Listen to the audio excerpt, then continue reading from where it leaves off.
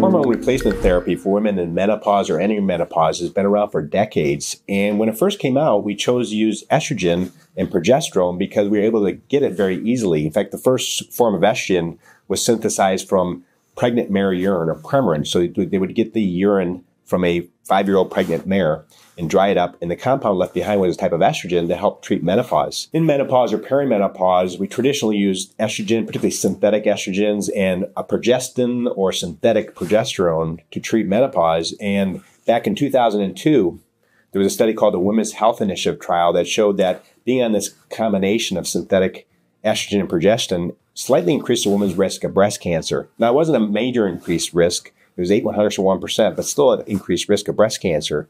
Well, prior to that time, we'd been using actual hormones that did not increase a woman's risk of breast cancer. Well, while that study came out, it obviously got a lot of women to rethink what they were doing in menopause.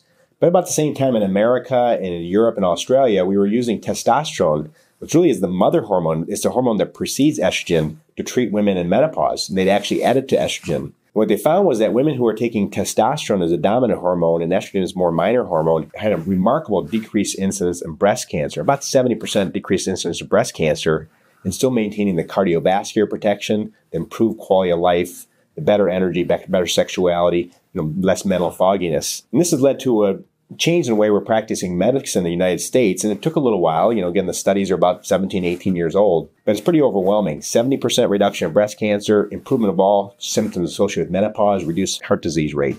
We learned this over the last 15 years. We should have been using testosterone in the first place. And the medical community has been a little slow to adopt this more modern understanding of how women age and how our hormones affect our body.